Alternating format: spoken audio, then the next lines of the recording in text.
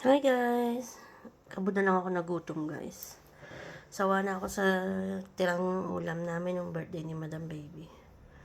So yung gagawa tayo ng fishball gamit ang crab stick at sardinas. So let's go! So yun na nga guys. Nagayat.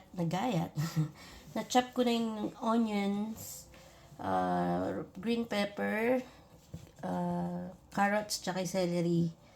Tapos nilagyan ko na ng baking powder, garlic powder, tsaka yung ground black pepper natin. So ngayon, lalagyan natin siya ng plain flour or harina. Yung baking powder natin, kaya nilagyan ng baking powder dahil para pampaalsa guys. So nilagyan lang natin ng salt. Ayan, nilagyan ko na ng salt guys. Tapos, dinagdagan ko pa yung ating garlic. Tapos, 2 itlog. Dahil natin kung mabubuo sa 2 itlog. Pag hindi naman, dali lang yan.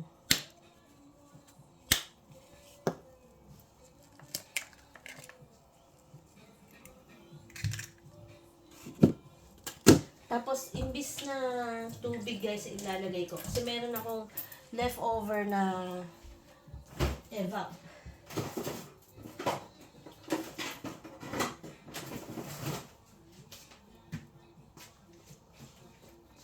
Ito guys, ang linamnam. Evap, ito yung lalagyan natin galing sa fridge or sa rep.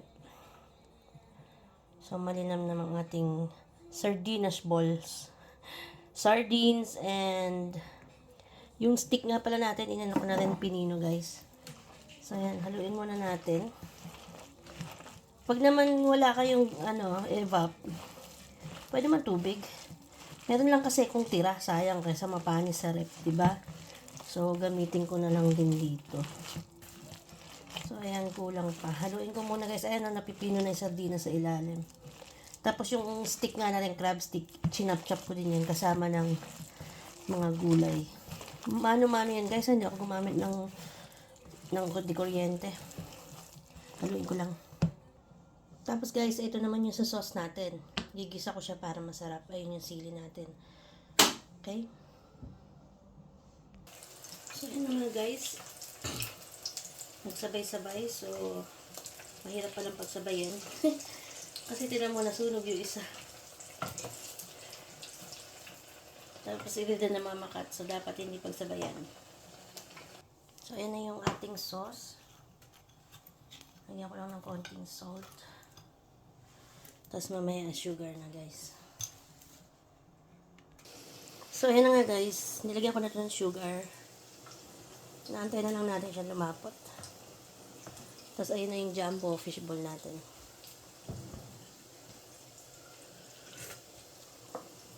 Meron na tayong lutong konti. Dami pa. Oh, nadami na naman ako ng gawa guys. Yan yung unang burnt. So, huwag pansinin yan. Ayan.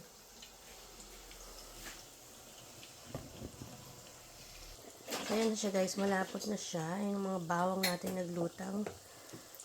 So, ayan. Tinabi natin. Ang dami ko kasi nagawa guys. So, tinabi natin. Meron akong gagawin dyan. Yung tira, gagawin natin okoy or something. Or, lalagyan ko naman ng meat yung iba. At, or, ganyan lang siya. Babalot natin siya sa gagawin natin siyang Shanghai. So, ayan na nga siya guys. Pasado siya kay Ate Jade. So, ayan ang ating sausawan. Tsaka nga yung vitamis. Let's go. Pwede sa mga bata guys. Kain.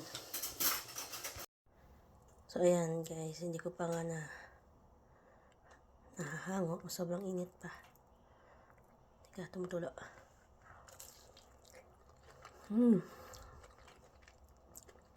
Kami lang naman kakain yun.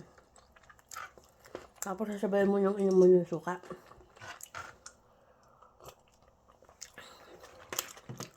Yun lang, sapat na.